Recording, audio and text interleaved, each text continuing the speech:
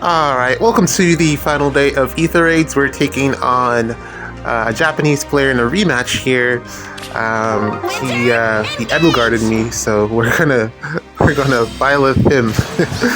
I guess that's how it works these days. Yeah, we're just gonna set this up so that we can tag this team.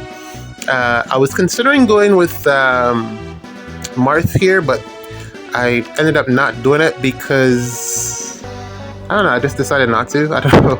I guess there's enough Marth content for this week. Yeah. So yeah, we're gonna byleth this. Just gotta figure out how to set this up because I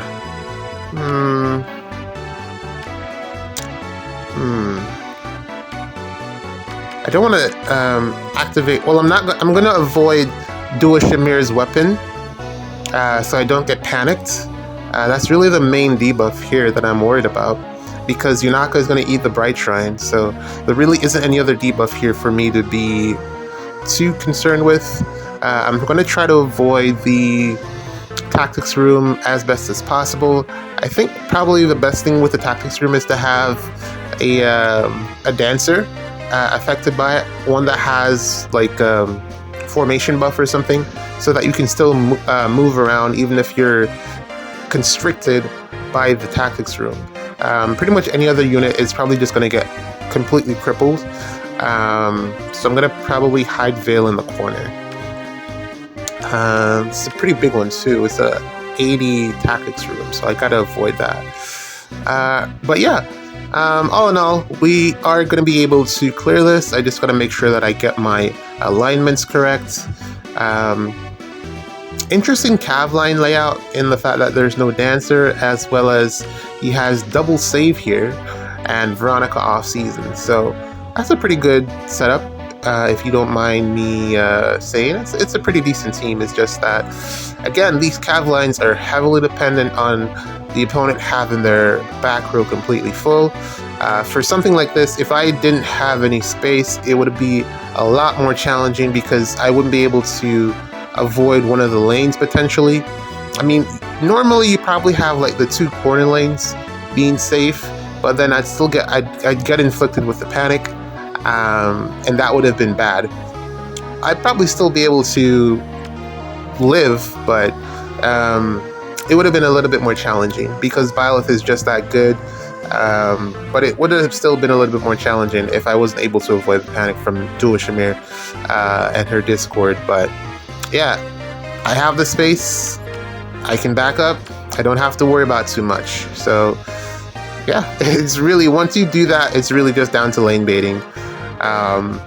Again, man, remove the clutter. You don't need it. Now we transition to CYL. And first vote, Alfonse is on the board, so let's see how far we can get Alfonse this year. Hopefully they put out the interim results, because they didn't do it last year, which was like, why not show us like where the units are so that we can, like, you know, actually make effective votes. I realize that they're trying to cut down on like bot votes, which is, I guess, for the best. You don't want to have you don't want to have things affecting the outcome of the voting process. So it makes sense.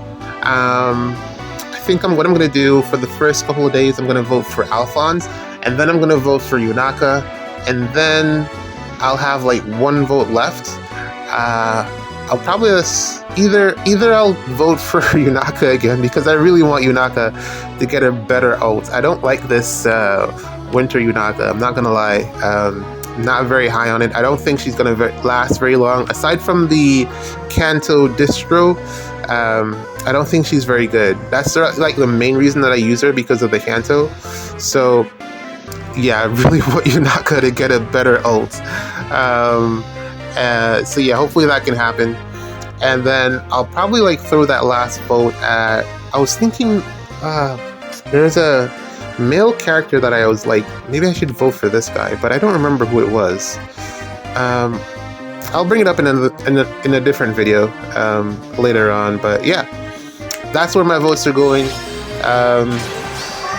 Let's see how it pans out. Hopefully things work out for the best. Here are the units. Veronica here, off-season. Dagger with the soaring guidance. That banner, those two legendary mythic banners. Ooh, this soaring is really nice. Max investment. Probably could be a problem for Byleth, because he does probably win on the rest check. And here's Freyr with the assigned decoy build, which is really here to stop Winter Edelgard from just steamrolling the team.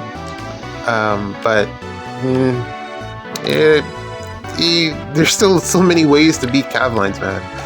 I don't, yeah. Just don't pull up your back row. That's really all it boils down to. But yeah, what was I saying? CYL.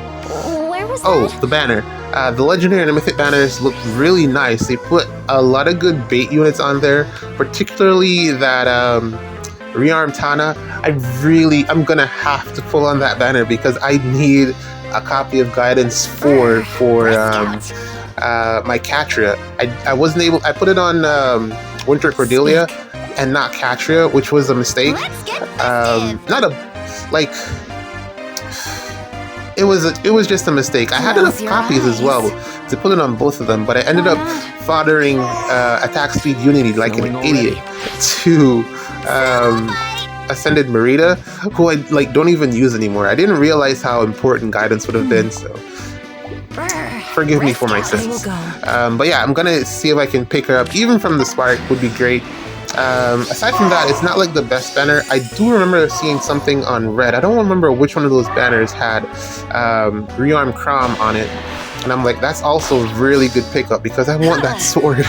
That sword is so good. And I need a way to fodder No Quarter to someone else. So I might go that route. So I don't know. But yeah, those two banners are like looking really, really spicy. So I'm definitely going to dip there, and depending on what the, this month I think is a mythic, or is it legendary? I think we're getting a mythic this month, because that's what we got last year. We got for Mortis, right? So yeah, a lot is going on in the game, and like, bro, it's like, I have no orbs. I have no orbs. I literally just got a copy of Baby Golvig right before this video, so I'm down to like 0 orbs again, and I got to figure out how to get that Rearm Tana, and then the new banner. How is there another banner? Like, it's not even. It's just there's gonna be another new heroes banner in the middle of the month. I'm assuming because we got one last year, so we're gonna get another one in a couple of days. And I don't know, man, I'm just not ready. I'm literally just not ready for another banner. So let's see what happens. A lot of stuff for me to pull for. I don't know if you guys are in the same situation. Like, I realized this week I was really expecting a lot more Baby Golvigs to pop up on my defense replays, but I think I only saw like probably 2. Or maybe it was just because of the matchups that I got. I don't know, maybe. But it kind of looks like the thing that I was hoping for, which was that no one had any orbs left, so nobody really pulled for her aside from people that were like saving specifically for this type of dual unit. So yeah, I'm just not seeing a lot of her, which is a wonderful thing. I'm very happy about that. I'm guessing everyone is probably planning to pick her up on the duo, what do you call that again? The double special hero banners when that comes back around, whenever her turn is. And then I'm probably gonna have to skip out on Convaser, even though I really do value the flash, but I have no orbs. It just sucks. I have no orbs, man. But yeah, aside from that, I wasn't also like seeing a lot of Winter Edelgards this week, which is strange because like that's literally the only thing that I don't have a counter for.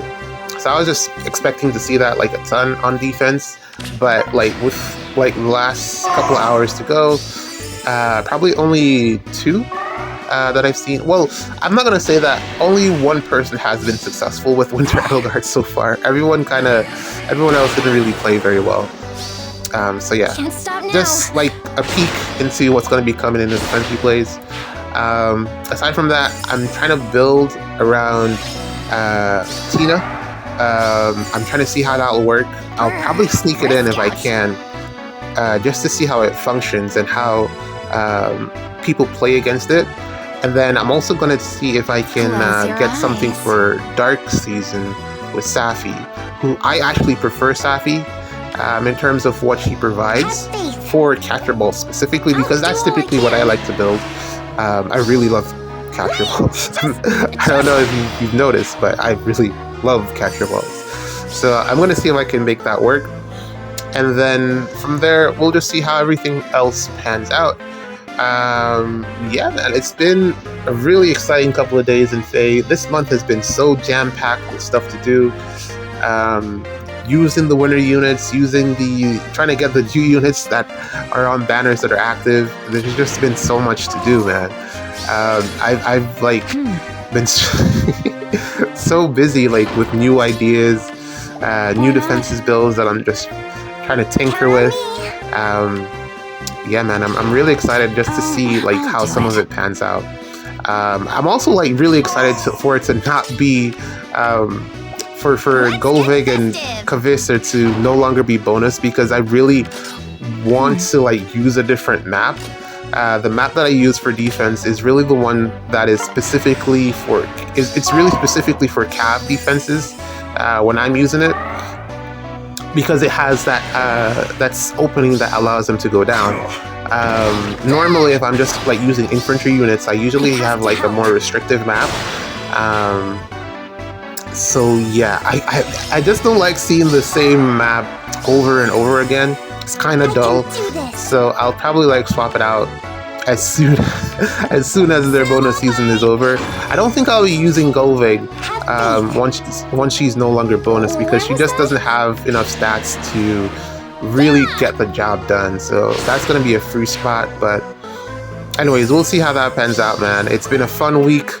I'm gonna go start working on the defense replays, man. So GG's.